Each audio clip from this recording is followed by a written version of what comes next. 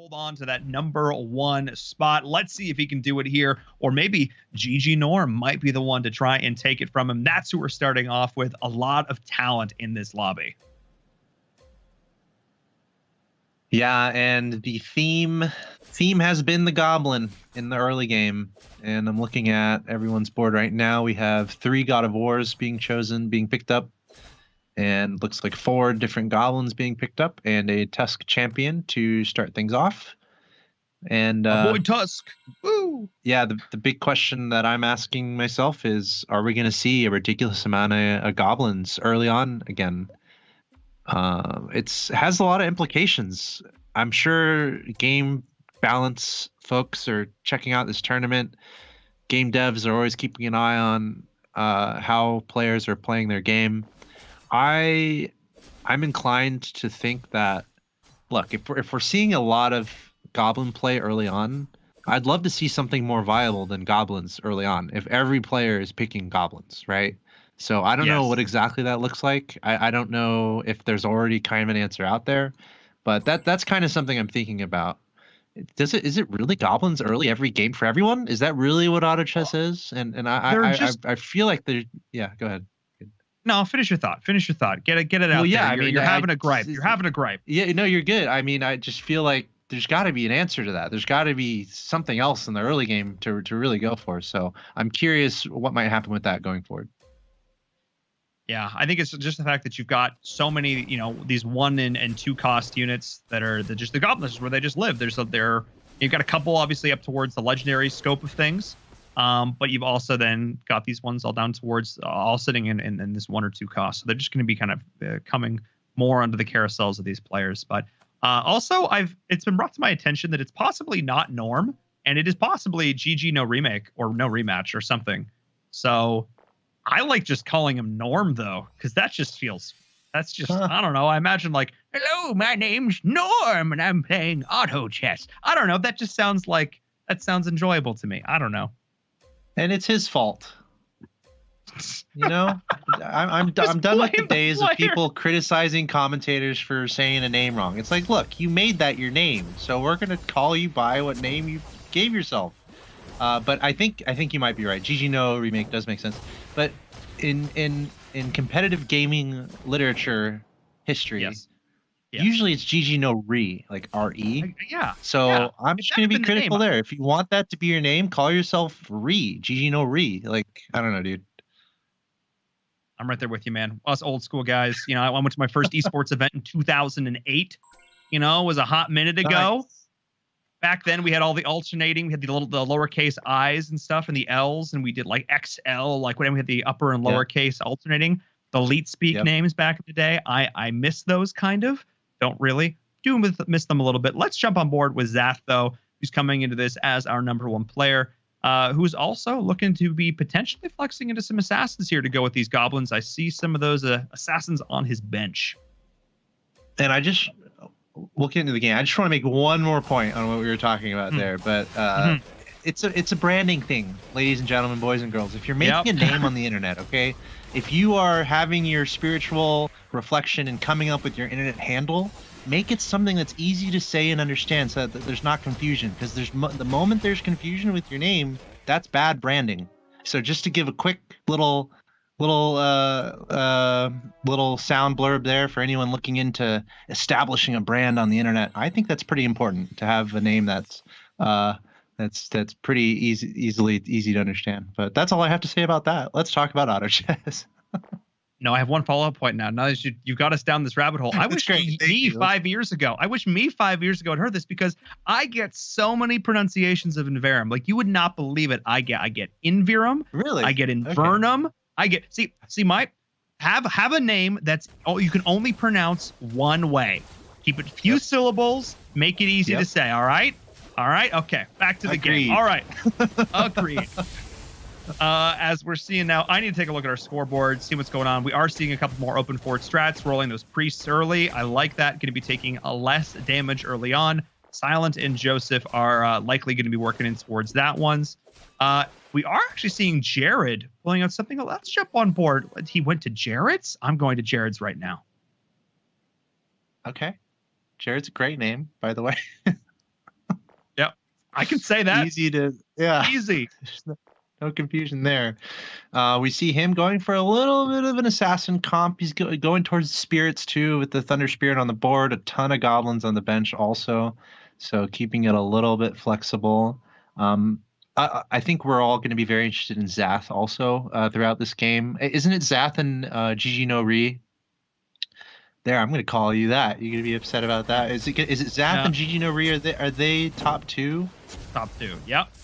Yeah. Okay. You got it. So we'll be keeping a close eye on them as well. They're trying to secure themselves at the top. They are, and it's interesting because neither of them are really off to that sort of indomitable lead here. But also neither one are going for open forts. There's sort of one of the many sort of in the peloton just chilling out in the middle, just trying to coast and find their victories where they can take them, trying to just, build whatever leads they can as they can find them. But Betyo is there as well. Prodigy's in the middle. Zath, Jared, they're all just kind of chilling. Really, it's Joseph committing to that hardcore loss streak. But let's see what Benny is doing, because Benny's actually been able to build a surprisingly good economy, despite the fact that and also not losing as well, which is kind of cool. He's got that level 2 Tusk early on. Nobody's been contesting this unit, even remotely a little bit. So he's got the Hunters going. He's got the Agarsis. We've seen this once before today, and it did not have a whole lot of success. And of course, I think I caster cursed him because he's going to lose again. You went and did it. That's okay. I mean, that's a good point with the level 2 star. The 2-star Tusk champion. We kind of noted early on that no one else was really going for that, and he just got a beautiful pickup there. Thank you very much with the dragons. Just throwing themselves at him when he's already going for that comp. So he's going to be really happy with how well he rolled there. But yeah, I like Umbra. Umbra is a more recent addition to Auto Chess. Umbra wasn't around a few months ago, 4 or 5 months ago. With that Agarsis bonus, there's a lot of fun dragon things you can do. So for now, it looks like Benny just trying to stay strong with some 2-stars and going for some dragon Agarsis action. Yeah, I mean, he did it, of course, the more you hype it up, because that's the way being a caster works. The more you hype it up, he's instantly going to sell that additional dragon, because, ain't that just the way of it? We'll see if he continues. He did literally the second he started talking about it, because, as casters, the players, it's like they can hear us through the ether, and they just like to mess with us. Good time is being had by all. But that is going to be the level 2 Umbra, like you mentioned, being able to summon those familiars, sharing that HP bar. But can do a decent amount of damage. So we'll keep an eye on that one. But who else do we need to take a look at here? Who haven't we seen? We have not jumped on board yet with Silent, who looks like he may be making a long-term flight of flex into that divinity. He's got a lot of God of Wars going on right now. He actually could be potentially going for a very early level 3 God of War. He is going to continue to open forward with his composition. But he is having a ton of gold in his pockets. Yeah, the most in the lobby right now. Joseph also with a very nice economy, but also on a 6 streak. About 20 HP lower than the next most hurt player, I suppose. Going through a neutral round here, taking out the Rock Golems. Not going to be too much trouble. 2 players on a losing streak right now, Zath and Joseph. And again, Zath, he's one of our players that is in contention to do quite well in this series, as he's gotten a 1st, 2nd, and a 3rd, according to Paul's mathematics, which I'm not able to confirm, but I believe him. Oh, yeah, totally. 100% trust. 100% trust. Yeah. So, yeah, he had Zath 10. going for... Yep. Yeah, let me do it. He had 10, and then he had 18, so you get 10 for 1st, you get 8 for 2nd, 18, and then you get 24, and you get 6 for 3rd. 6, so 10, 8, 6. Yeah, okay, cool. I'm all with you now. Thanks for the layman's explanation. But yeah, Zath, he's way on up there, but it's interesting to see him going for an open fort type strat, going for a loss streak early on. So we'll have to see what he turns that into. We will indeed. Let's jump in now to the scoreboard. See exactly what everybody's bringing here. A lot of assassins coming into play. GG.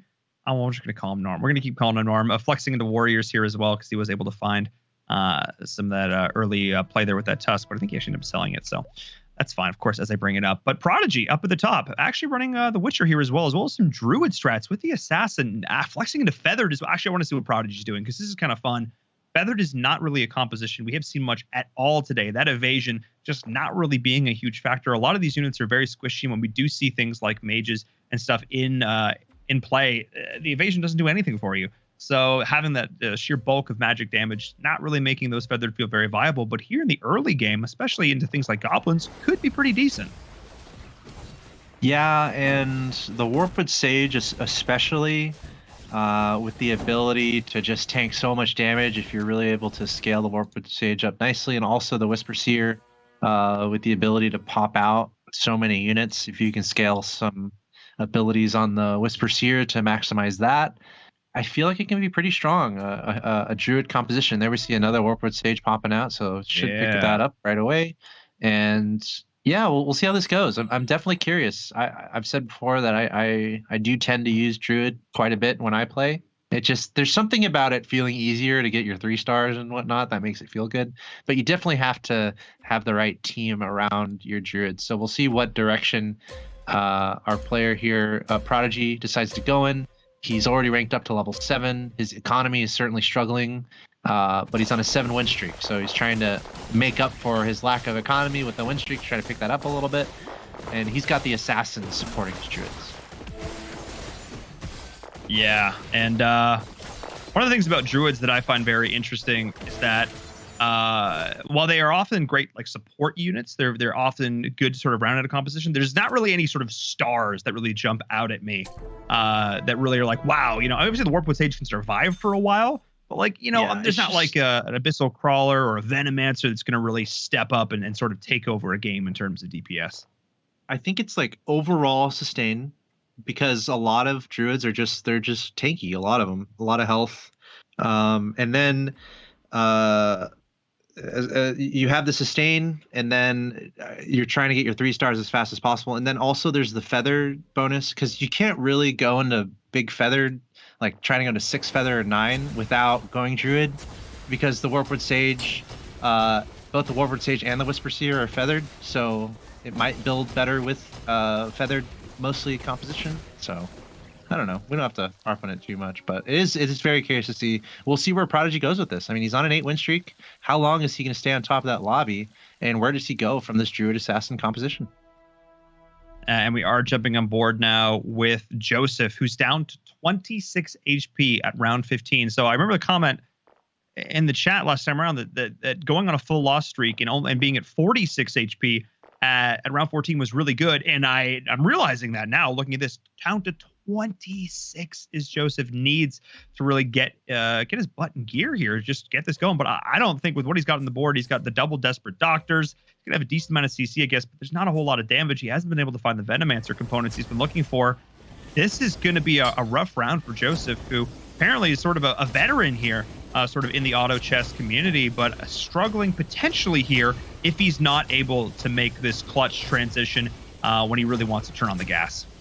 Yeah, I'm trying to remember where Joseph was in our standings overall, but I know he definitely wasn't in our top 2. So Joseph is going to have some work to do here, and it's going to have to happen now. He's on that 10 loss streak.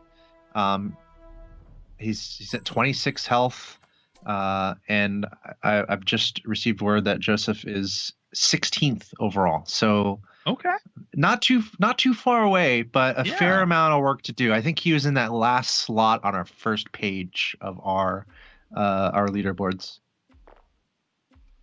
Well, there you are. But definitely, so, I mean, now's the time to watch and see what he can do here. Like, this is the time for Joseph to rise up on the 10 loss streak, down at 26 health. He's got 35 in the bank. This is the time to turn that into a win streak. So we'll see what he comes up with. Joseph and Jared, the 2 folks with just normal names. Just normal names. Now's the time. And Joseph's, he's going to take a very convincing victory here in this one. Able to rally and break that loss streak. So there you are. Nicely done there. That was going to be sort of the tipping point, the turning point, as it were. Yep. As he's going to continue to try and level towards that level 3 Desperate. And he's actually rolling pretty hard here he built up a lot of economies, rolling down from 50 to 30, and that's, I said, sort of that the point. He's actually rolling below that now as well. He's got an early level 8, so he's just really committing to trying to step up here. He realizes he does not have a lot of HP to work with. And Joseph with I guess some friendly banter, saying good play in the bottom left. Yeah. Always nice to see. Ooh. But this is the time for Joseph. He wants a win streak. No more losing for him. We'll see if he can put that together. He just took out Jared, and Jared's working on a loss streak of his own. GG Nori is also working on a loss streak. And Joseph actually gets taken out there. All right. He's running out of time. Yeah, he's going to need to really try and hope that he is able to line up the pieces that he needs here. I think one of the big ones is trying to get his Soul Reaper to level 2. He's just waiting on one more piece there, but he's rolled down all the way to 19. But Silent, with 45 HP, has completely gutted his economy. He has smashed the piggy banks, rolled down. I think he was trying to find that level 3 God of War. He's only one piece away from that here. He's rolling into this Divinity with the Warlocks, the Wizards as well. We know this composition can do work in the late game, and he's really just trying to get it online now as much as possible because he's got that level 2 Venomancer. That's one of the key components to these late game compositions. Yeah, it looks like he is going to prevail here, and he was on a 5-loss streak, so I guess there's an argument for him to have wanted to lose another one. He's still got a decent amount of health, especially compared to Joseph, but looks like well, actually Jared did go up to a 5-loss streak, so he's going to hold on to that. Oh, that's right, we were looking at Silent. Okay. And Silent just ahead of Jared, but you mentioned it, no economy for him, so dire. I think it's a little bit dire for Silent right now, especially compared to the rest of the lobby. If you look at just the economy and everyone else in the lobby except for Prodigy at the top, he's at 0. Everyone's at 50 or above, pretty much. So I think Silent's definitely in dire straits here. We'll see if he can hang on. Meanwhile, Zath, we're always going to be keeping an eye on him because of his standings. Him and GG Nori looking like they're in pretty calm, collected positions in the middle of the lobby with plenty of economy going. Yep. Lots of gameplay left here, as it's only really Joseph who's in a lot of danger right now. And I think I understand what Silent's thought process is here. Like, I understand if you're going to roll down, you're looking for that 1-cost God of War to try and get up to 3. But there are a couple of units in there, obviously, in the mix as well. But maybe waiting to roll down when you were at 7 before you level up to 8, maybe that's the play. But then you still don't have it. Because the problem is like, sitting on 9, we saw in the last game, is viable. You can sit at level 9, you can full run it, you can still compete with people who've hit level 10. But doing it at level 8, the economies of like Bedio and Norm and Zath, they are just going to outstrip you so quickly. They're going to be able to sustain level 8 and level 9, and you're just going to get left in the dust here if you're someone like Silent, who just has totally broken the bank. You need to work on getting that economy back in line. Yeah, I mean, auto chess, that's part of the game. Balancing out that economy, taking risks, taking weighted risks, I guess. And it's like a balance between your health and your economy. And of course, rolling high is definitely a good thing to do as well. So it's a lot of complex things going on here. And it's a game that's on the edge of a knife when it comes to that. Can you make those critical decisions to keep yourself alive while giving yourself a streak, while building the units that you need? And sometimes it just doesn't come together. And it looks like that's the case for Joseph here at 10 HP, no economy to his name. Dire straits for him. We'll see if he can prevail here. It's going to come down to the wire. And he's got the 3-star Desperate Doctor, by the way. Ooh, Joseph. All right. All right. So, I mean, Joseph was able to hold on there. Came down to the wire, but he was able to do it. At level 3 Desperate Doctor, I think, is going to make a huge difference over the course of this, because that cast, doesn't do a whole lot of damage, but it's the stun. I mean, you've got 8 seconds of CC that you're able to potentially dish out there that does a lot over the course of this. Joseph now down to 10 HP and a dream, but he is still holding on, breaking that loss streak, able to hold on there We're looking sort of, or we sort of have like 3 camps right now. We've sort of got the ones down here like 30 below, and then we've got like the 40 to 50, and then we've got this 2 at 71 all the way up at the top. We're not watching them a whole lot right now, just because we really want to try and focus on these players who could go out at any minute, because we know we're going to see Prodigy later on. We know we're going to see Bedio later on. I'm not too worried about that. I want to see what these guys towards the bottom of the leaderboard can do. Yeah, Joseph trying to hold on here. Looks like he's doing just fine against Benny. That level 3 Desperate Doctor might be exactly what he needs. I'm just doing a quick scan at other 3-stars we have in the lobby. Silent has finally found his 3-star God of War. So Silent's definitely going to be happy about that. But he is pretty low in this lobby, so he's got some work to do. And meanwhile, Prodigy, our player at the top of the lobby, going with the Druid, which is really cool. Cool to see Druid working well for him as someone who goes Druid a lot, and ends up finding his 3-star Warpwood Sage. And of course, he's got some Druid bonuses going on, so not as hard to find that as it would normally be. And he's also working towards Feathered a little bit. As I mentioned earlier, it looks like a 6 Feathered, trying to build towards that with a Shadow Crawler and a Wind Rager in play. And here's the thing, too, is Prodigy's only at level 7 here, but because of the additional levels he's able to get from that Druid bonus, he's kind of offsetting this, because able to get like a level 2 Razor Claw, a level 3 Warpwood Sage, those are powerful units in their own right, at least in terms of defensive capability. They're going to keep you in good shape. You don't need as many units to work with here. That's really cool. Silence, who I criticized his economy, was actually able to balance out getting all the way up to level 9. I wasn't sure he was going to be able to do it, but he somehow was able to balance his checkbook beautifully. And get that one done. I'm also seeing some notes in the chat just how well our Canadians are doing. Oh yeah, there, bud. We are absolutely doing stellar in these matches. Don't you know? It's going to be great. I am no bias. Hashtag no bias. Yep. Yeah. Let's see. 4 Canadians in the lobby. It looks like representing strong, or at least trying to, in this tournament. Always fun to see. Of course, looking at Silent here and trying to be silent but deadly.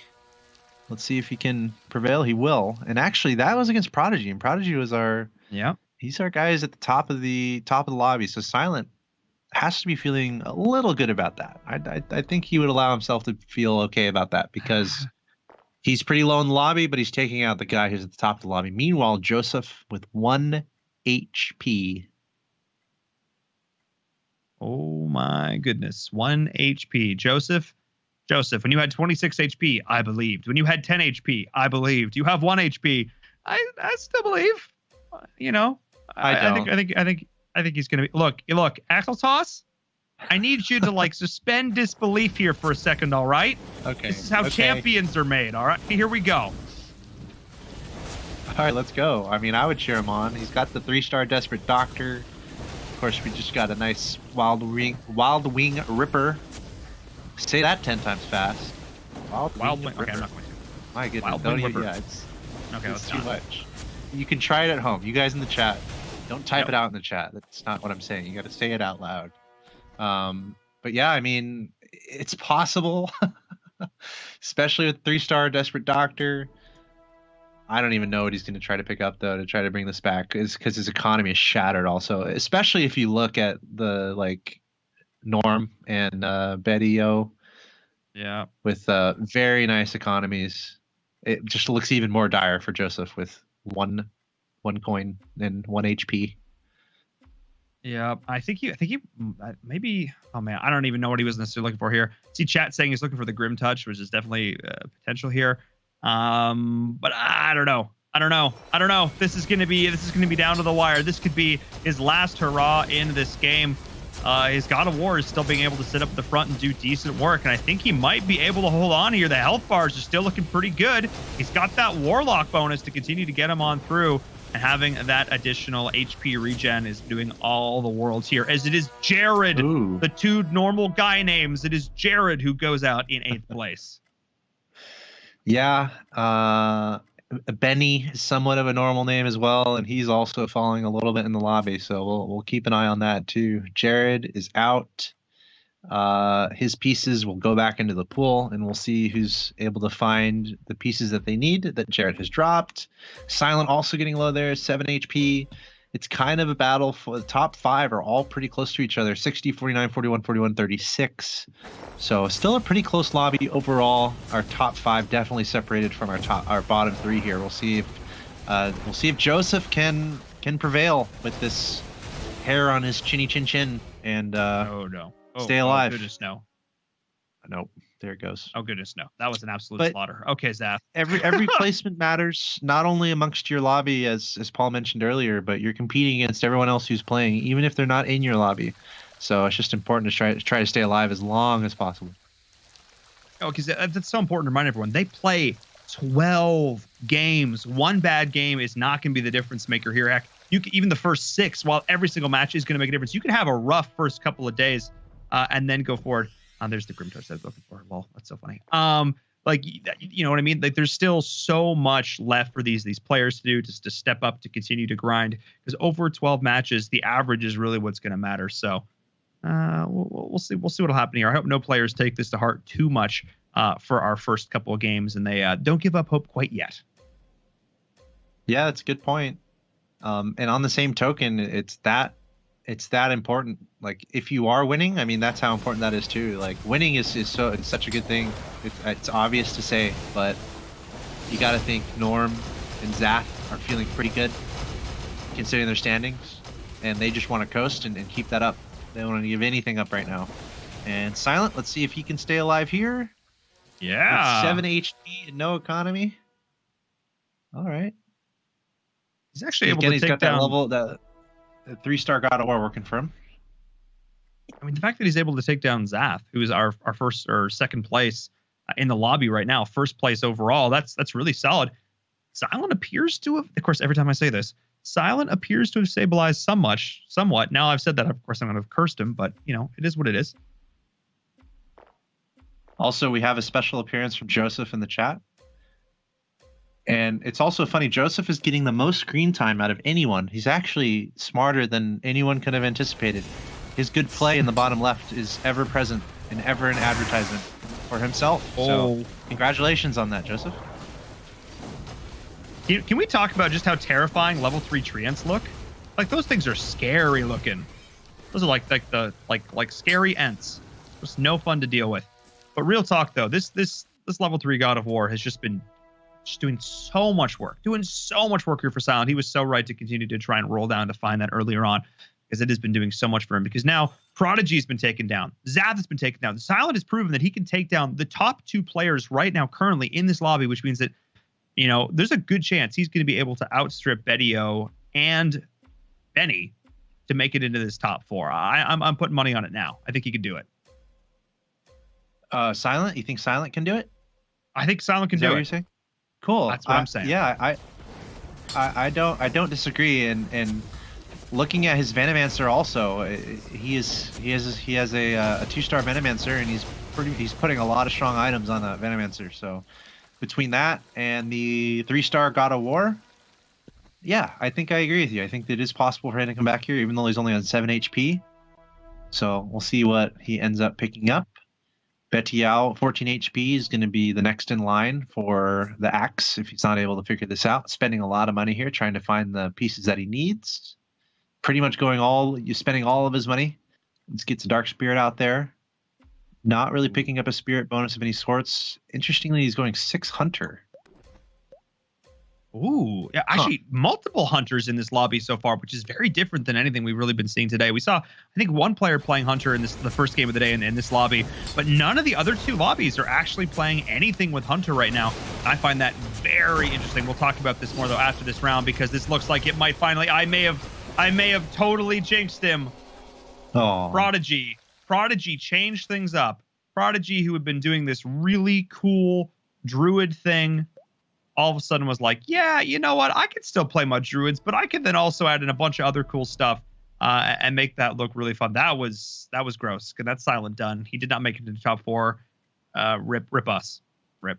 Yeah, I mean, hey, look, Prodigy, he's been able to find the 3-star. I mean, the druids are really working well for him here. No one else is really going druids except for Zath, where Zath has actually been kind of the quiet killer. We haven't really talked about Zath that much in this lobby, yet there he is at the top on a 6-win streak. And remember, he's one of our top players overall in the tournament. And Zath, he's the only other player going Druid. So both Zath and Prodigy going Druid, finding pretty good success. And Prodigy is the 3-star Warp with Sage, a 3-star Whisper Seer. Meanwhile, Zath, the 3-star Razor Claw. So getting those 3 stars as a Druid, they can really work out for you. But that being said, Prodigy, he's got to figure something out here. He just dropped. He was at the top of the lobby not too long ago, and now he's dropped to only a 7 HP. Oh my goodness, yeah, it just goes to show a couple bad rounds. If you get the bad matchups, not able to really rally there. Oh, okay, could be kind of fun. But yeah, interesting to see. Now we're spectating Betio. By like a single auto attack was he able to take down Benny in that last one. He's now 4-0 against him, but Prodigy, we have to watch Prodigy here to round this one out. I need to see how this potential final battle for him is going to go. His Siren does get off an ult to start things off, but I'm not sure it actually went through and finished. It didn't, but the other Sirens did, which means the Petrify didn't come out for Prodigy.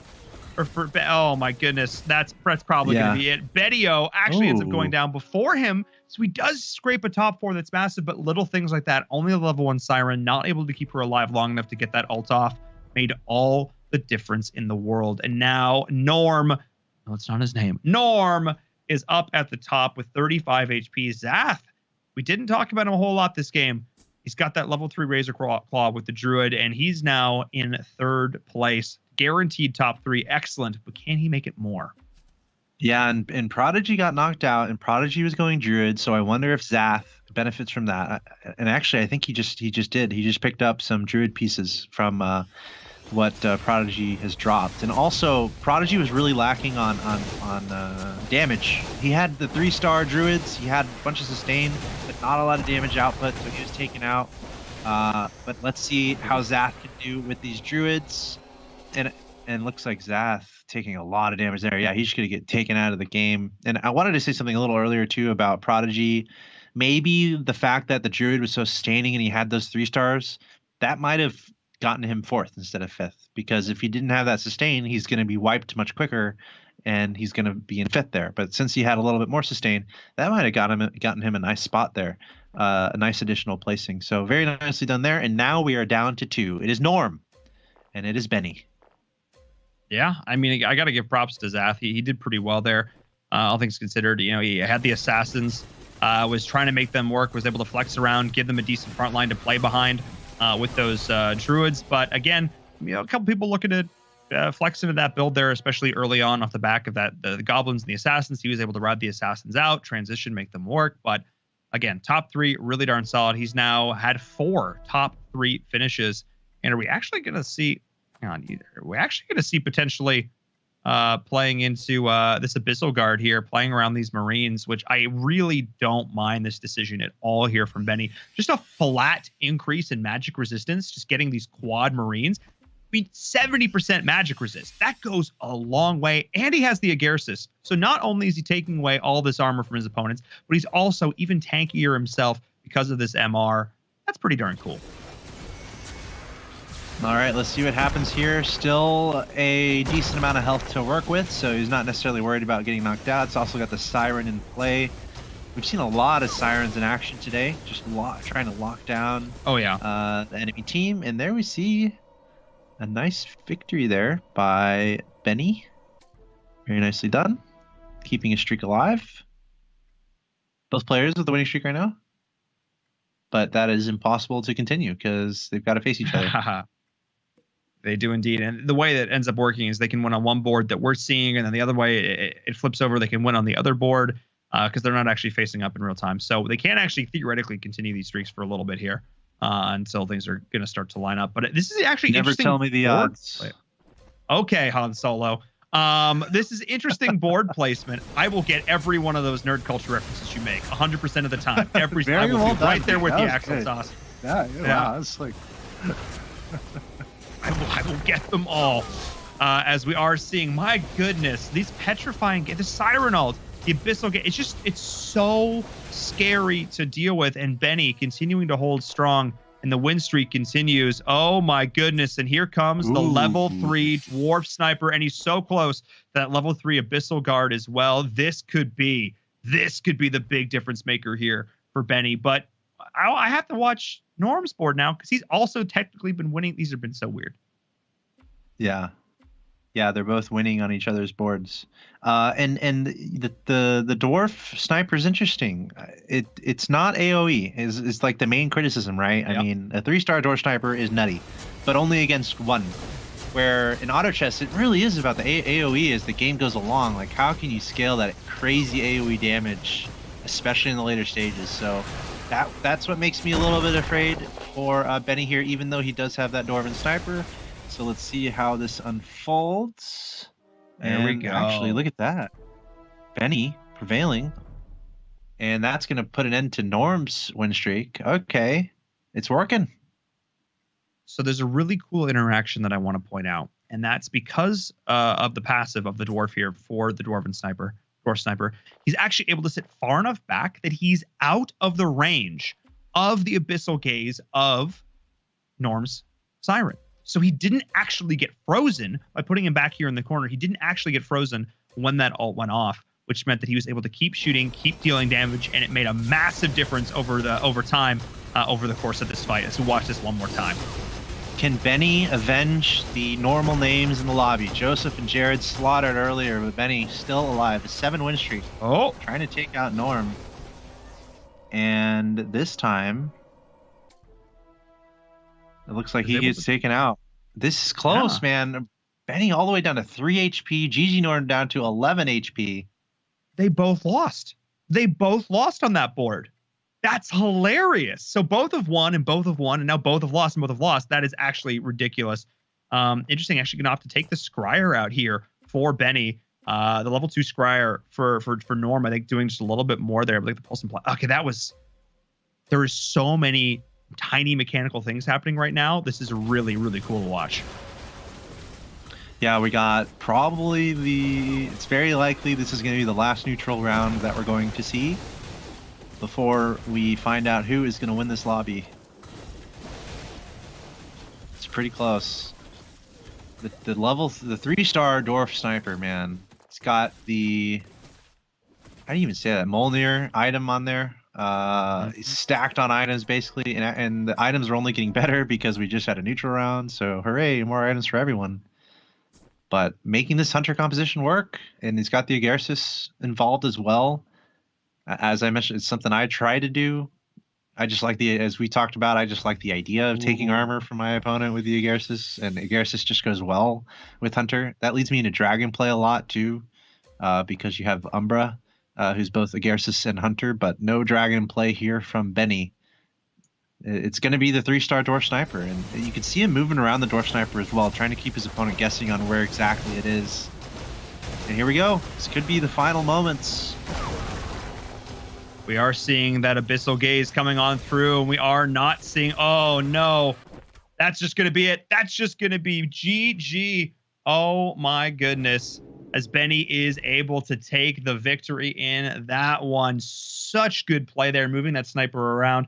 And he was able to get that last key level 2 unit when he absolutely needed it there at the end. It came down to the wire, though. That was one of the closest back and forth battles we've seen yet in one of our games. That was kind of unique because before we've seen battles like 3 and 4 people sort of towards the top end of the peloton. But this time it was really a true 1v1. And it really came down to the wire. But props to both those players. They absolutely earned that top 2 spot. And Norm is going to be thrilled about that because he's already dancing on the dance floor right now. He's top 2 overall. He gets 2nd place there, so he's going to be pretty happy about that, even though he didn't win that lobby. So shout out to I guess our Canadian players as well. Top 2 Canadian players there in that lobby. Oh, so shout out to you, Paul. Feels good, man. Thank you. I'm gonna just by proxy. I'm just gonna take this victory. Because you know what? It was a stellar victory. We need to highlight it one more time in our Xperia highlights from that game. Number 4, Axel Toss, walk us through it because there were a lot of interesting small things done well over the course of that game. Yeah, we're going to start with Prodigy going up against Benny here. Prodigy had a really good game to lead things off. Had a 5-win streak here. 3 goblins, and he's going to be just fine. Able to get a nice streak on in the early game, as we see in the bottom. A few players going for those lost streaks. Now we're going to move on to Zath, who's been so strong today. He's going up to 6 assassins here and building himself up to a nice 5 win streak. Able to get a nice win here against Benny. We also see a couple 3 stars involved in his composition, also leaning towards the druids. But it would not be enough, as Zath here in round 34 getting pretty wiped by Betial there, and actually that is like such a huge loss, because he had 16 HP there. So getting 16 HP knocked off at once is not too fun to have happen. Meanwhile, round 36 on over to Norm himself, as dubbed by Paul the Wise. Norm putting in work here, and both players prevailing. We see the Dwarf Sniper only level 2 there, not going to be enough for Benny, but Benny would have the last laugh, as now we see the Dwarf Sniper in the bottom right, 3-star. You can see in the DPS counter in the right side of the screen too, just the ridiculous damage output coming out from that Dwarf Sniper, all the way up to 9k, 10k, no problem. You almost have to just identify